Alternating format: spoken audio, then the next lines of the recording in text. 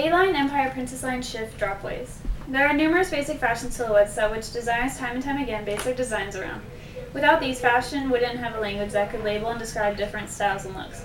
These fundamental shapes are the building blocks to any type of garment design, which in a way helps fashion designers, but at the same time hinders any kind of newer avant-garde creation. When it comes down to it, season after season, fashion show after fashion show, we as the consumers are shown basically the same garment that was done decades before. To make these clothes look more modern and up-to-date, the designers simply alter and modify the existing blocks and add their own touch of flair to the garment to put their name on it. In the end, the design and production process is simply a copy and duplication game that fools the customers time and time again. This theme is not only limited to the fashion industry, but can also be witnessed in the media and art, such as with the movie Blade Runner. One of the main concepts behind the film was the duplication and production of human replicas. These robots were simply based off the existing human prototype, but just tweaked here and there to create hundreds of individual beings.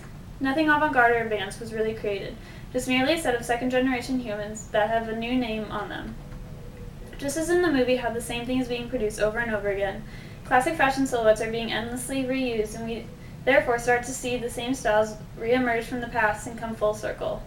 When seen from this angle, there is no longer anything original or innovative, just a copy and paste effect.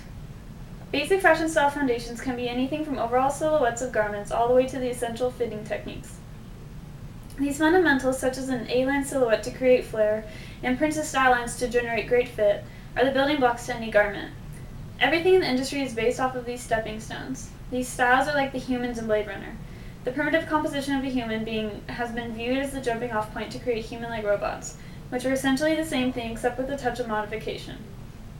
The creators started off by simply removing the concept of emotion from these replicas but kept every other aspect of the human. This formed an almost exact duplication of the creature, but was seen as a new and invigorating design in the eye of the public. Consumers are fooled once again by modification and hype, which is part of the design and marketing process in order to make the old new again. This same action can be witnessed continuously with each designer on the market today. An elemental design aspect is first chosen and then worked on to modify it by an array of techniques. Changing just the mere length of a sleeve can cause a designer to become a god in the fashion world and be viewed as an inspirational leader. No one pays attention to the fact that the overall garment is exactly the same as the one that same designer did for the last season, but with the longer, more fitted sleeve. Sure, some creative types completely push the boundaries with how far they can go with a certain silhouette, but at the root of it all, that sequin cotton poly blend knee-length frock is still the age-old shift dress with no accentuated waist.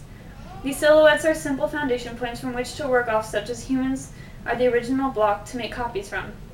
From here, how does anyone make anything new and imaginative anymore? After years and years of copying and modifying over and over again, we can lose sight of anything so-called new or advanced. We're just left with the same old copies we've seen before. Where does the term avant-garde come into play with all of this copying action?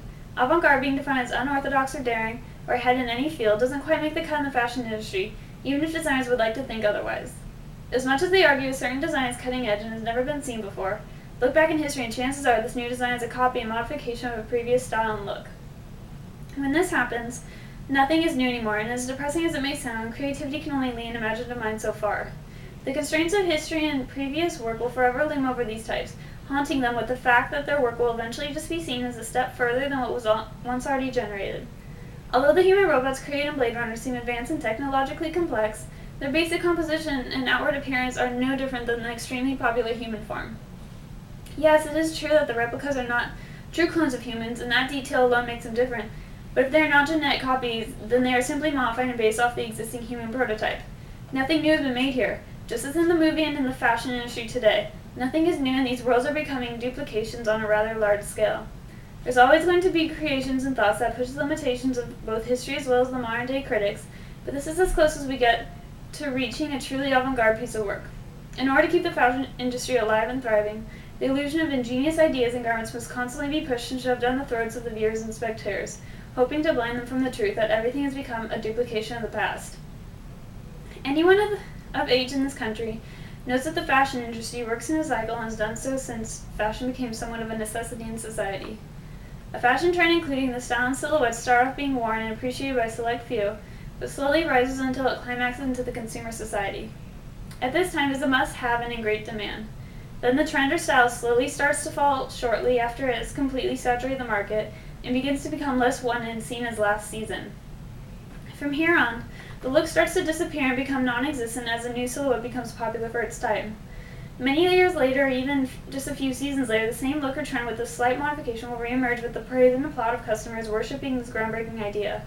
Everything comes full circle when viewed from a historical perspective, and therefore, nothing new has been created, just the same old modified copies designers create year after year.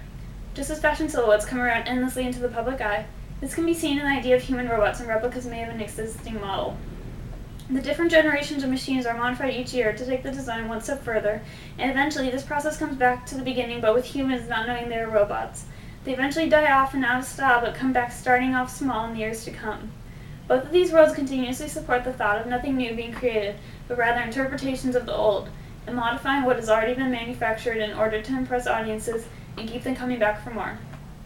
With all this illusion and unknowingness, it can sometimes be hard to get back to what was once the original or real model. The cycle never ends, leaving people with a cloudy memory of what is a copy and what is an original. In order to create a design that will be viewed as new and innovative, designers in the industry today rely on age-old silhouettes and styles that have been repeated and duplicated throughout history.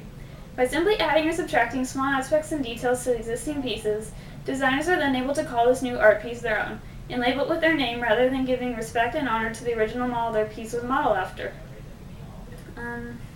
Consumers are witnessing the same garments year after year at each fashion week across the world, being in a sense lied to about the designs and being told that particular season's looks are avant-garde and forward-thinking, when in reality every fashion design is based off of classic silhouettes developed far back in history.